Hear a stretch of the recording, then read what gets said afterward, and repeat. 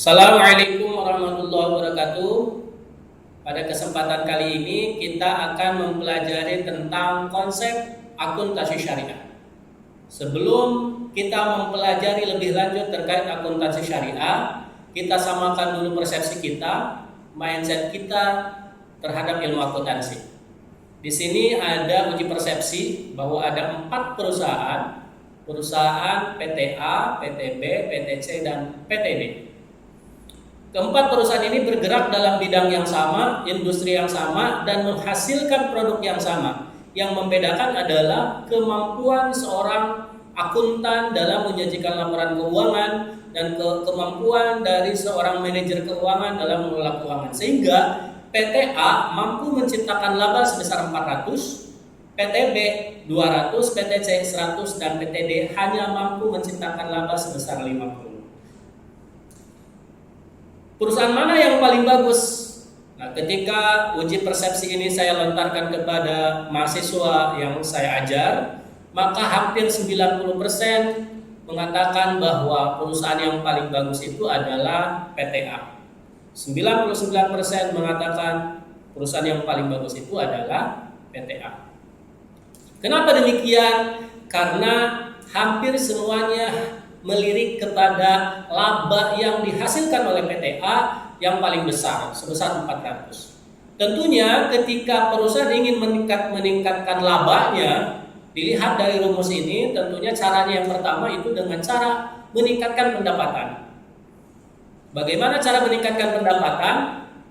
Misalkan dengan memperkuat branding.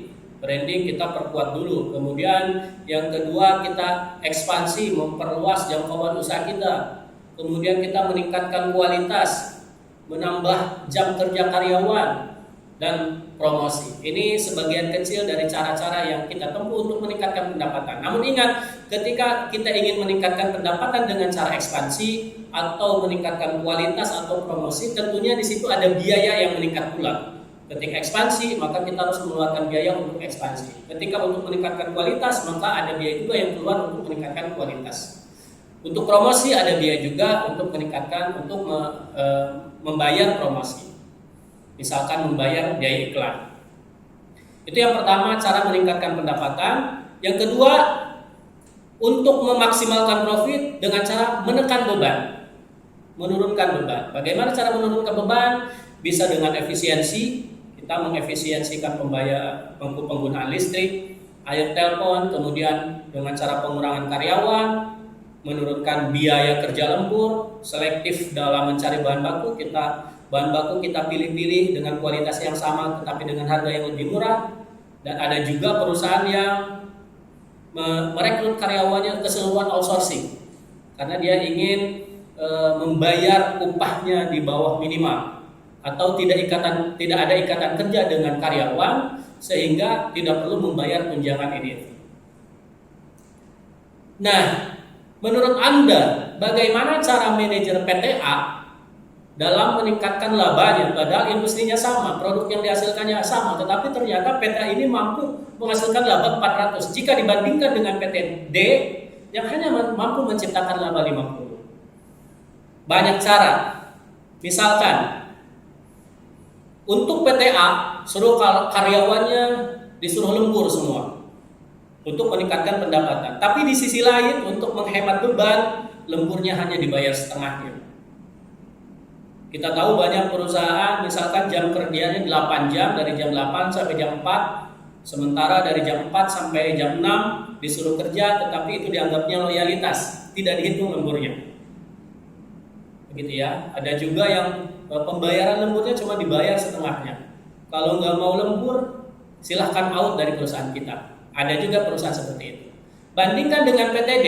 PTD ini ternyata bebannya membengkak. Karena ketika di satu sisi dia menggenjot pendapatannya dengan cara menyuruh lembur karyawannya, dia juga harus mengeluarkan biaya lebih untuk membayar lembur karyawan tersebut.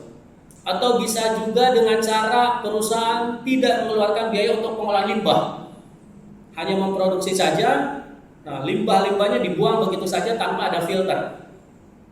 Kenapa? Karena ketika kita memfilter limbah, tentunya ada biaya yang harus dikeluarkan dan itu biaya tidak murah. Nah, PTA tidak mengeluarkan biaya itu. Sementara PTD mengeluarkan biaya untuk pengolahan limbah, sehingga bebannya meningkat. Dampaknya labanya kecil. Atau bisa saja dengan perusahaan tidak menanggung asuransi kesehatan. Ketika karyawan sakit, itu tidak sama sekali ditanggung sama perusahaan, itu urusan karyawan. Tetapi PTD, seluruh karyawannya diasuransikan. Sehingga ketika karyawannya sakit, itu biayanya ditanggung sama perusahaan. Bahkan ada perusahaan yang menanggung bukan hanya karyawannya saja, tetapi dengan anak istrinya. Jadi anak istrinya ketika sakit ditanggung sama perusahaan. Tentunya ketika perusahaan menanggung biaya-biaya seperti itu akan meningkatkan beban, sehingga akan menurunkan laba dari perusahaan tersebut. Nah, ketika kondisinya saya sampaikan seperti itu kepada mahasiswa saya, maka sebagian besar pindah. 80% diantaranya mengatakan bahwa perusahaan yang terbaik itu adalah PTD. Ada sekitar 15% yang masih bertahan bahwa perusahaan yang terbaik itu tetap di PTA. Karena memang tertarik dengan labanya yang cukup besar. Nah, kenapa pada uji persepsi awal hampir 99% mahasiswa menjawab bahwa perusahaan yang terbaik itu adalah PTA? Jawabannya sederhana, karena dalam mindset mahasiswa kita dan masyarakat kita sudah tertanam mengakar kuat sistem ilmu ekonomi kapitalis. Kenapa saya bilang bahwa dalam mindset masyarakat kita sudah mengakar ilmu ekonomi kapitalis? Saya coba mengajukan pertanyaan terkait dengan ilmu ekonomi, apa itu pengertiannya? Nah, mereka menjawab bahwa ilmu ekonomi itu adalah ilmu yang mempelajari perilaku manusia dalam hal pemenuhan kebutuhan dengan sumber daya. Kebutuhannya tidak terbatas, sementara sumber dayanya sangat terbatas. Ini adalah masalah utama yang dihadapi dalam ekonomi kita. Sehingga karena kebutuhan tidak terbatas, kebutuhan kita tidak terbatas sementara sumber daya terbatas. Nah, untuk mencapai kepuasan dalam diri manusia, manusia tersebut harus memilih beberapa pilihan di antara pilihan-pilihan yang ada supaya kepuasannya bisa terpenuhi. Karena menganggap bahwa sumber daya itu terbatas. Tapi dampaknya ketika kebutuhan tidak terbatas sementara sumber daya terbatas, maka akan munculnya scarcity atau kelangkaan. Masalah utama yang dihadapi dalam sistem ekonomi kapitalisme adalah scarcity, kelangkaan. Barangnya menjadi langka karena kebutuhan tidak terbatas sedangkan sumber dayanya sangat terbatas. Dampaknya dengan sistem ekonomi kapitalisme seperti ini akan memunculkan pertama sifat serakah atau greedy. Greedy ini adalah serakah. Yang kedua, lebih mementingkan dirinya sendiri dan mengabaikan kepentingan orang lain. Dan yang ketiga, munculnya Gini rasio. Rasio kesenjangan antara si kaya dan si miskin semakin tinggi, semakin melebar. Yang kaya semakin kaya dan yang miskin semakin tersiksa. Dan ini sistem ekonomi seperti ini akan menurun terhadap pencapaian tujuan dari perusahaan. Dan ketika ditanya tujuan perusahaan, tentu masyarakat kita akan menjawab bahwa tujuan didirikan perusahaan itu adalah tiada lain untuk menciptakan laba yang maksimal. Dengan kondisi yang seperti ini, maka perusahaan akan melakukan segala cara untuk mencapai laba yang maksimal. Itu yang pertama. Yang kedua, ini berdasarkan jurnal yang ditulis oleh Suseno tahun 1999, bahwa sistem ekonomi kapitalis menempatkan laba sebagai nilai tertinggi. Kemudian secara sederhana tujuan sistem ekonomi kapitalis ini adalah uang. Jadi semakin banyak keuntungan sebuah perusahaan, semakin kuat kedudukannya di pasar, dan sebaliknya. Semakin lemah, maka kedudukan di pasar semakin lemah pula. Ini adalah sistem ekonomi kapitalisme. Kemudian Nabhani juga dalam jurnalnya mengatakan bahwa sistem ekonomi kapitalis hanya melihat sesuatu berdasarkan materi semata. Ukurannya adalah materi tanpa adanya kecenderungan spiritual. Tidak ada kecenderungan spiritual, pemikiran tentang budi pekerti dan tujuan-tujuan yang bersifat non-materi. Itu sistem ekonomi kapitalisme. Kita coba gambarkan, imajinasikan tentang gambar berikut ini. Di sini ada polusi udara. Jadi pabrik tanpa memfilter udaranya, sehingga polusi udaranya menyebar ke alam begitu saja. Kemudian ini ada pencemaran Citarum, beban BPJS Jabar membengkak. Kemudian pencemaran Kali Bekasi, air berbusa dan bau ganggu produksi PDAM. Kemudian warga Karawang protes limbah pabrik kertas. Kemudian ini adalah bau menyengat yang timbul dari perusahaan-perusahaan. Ini adalah banjir bandang, potret kebakaran hutan dan banjir bandang di sejumlah negara. Nah, siapakah yang menyebabkan kerusakan ini? Tentunya kita sebagai umat muslim percaya dengan isi kandungan Al-Quran. Allah berfirman di dalam Al-Quran, "Dhaharal fasadu fil barri wal bahri bima kasabat aydin nas." Bahwa sungguh kerusakan yang ada di muka bumi ini disebabkan oleh tangan-tangan manusia. Namun pertanyaannya, apakah gambar di atas ada kaitannya dengan akuntansi? Silahkan kita renungkan. Tentunya dengan uji persepsi yang ada di atas, dengan sistem ekonomi yang ada, tentunya pasti ada kaitannya gambar di atas dengan ilmu akuntansi. Lalu bagaimana dengan sistem ekonomi Islam? Sehingga nanti kita akan lebih mengerucut kepada akuntansi Islam. Bagaimana pandangan Islam terhadap sistem kapitalisme yang ada?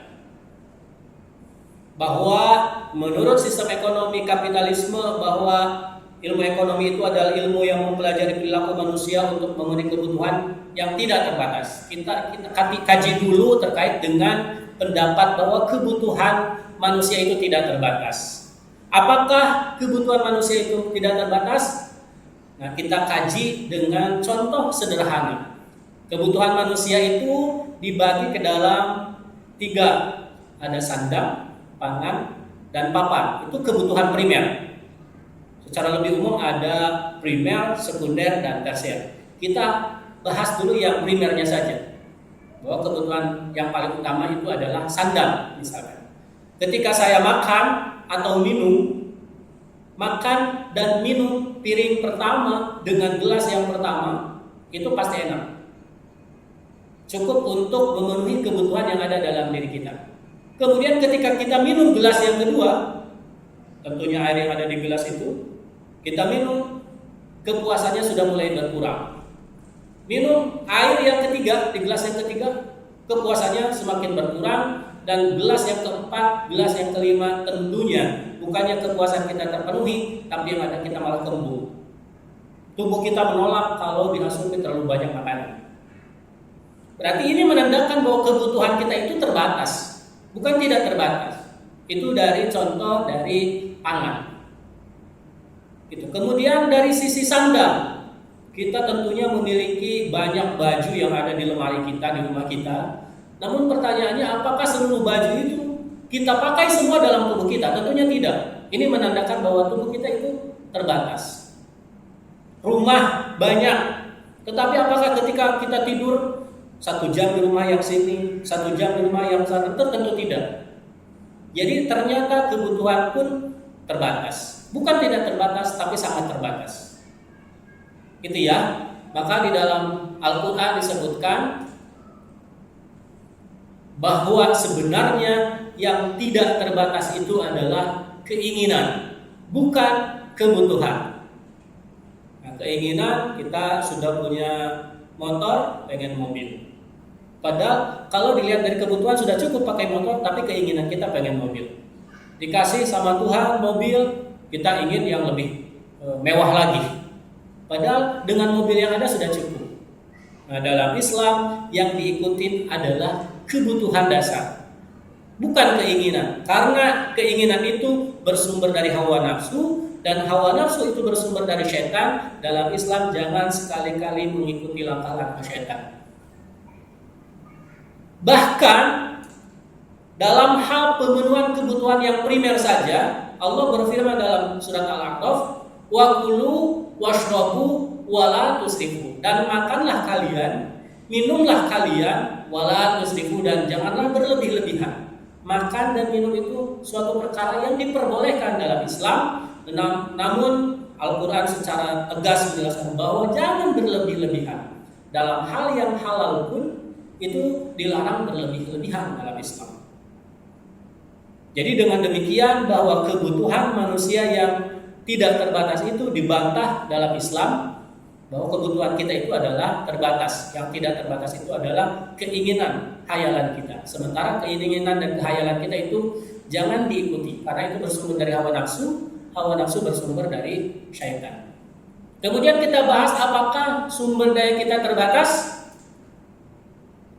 Nah, kita bahas dalam video ini. Dalam video ini kita diperlihatkan betapa dunia kita yang kita tempati itu kecil jika dibandingkan kepada seluruh galaksi yang ada.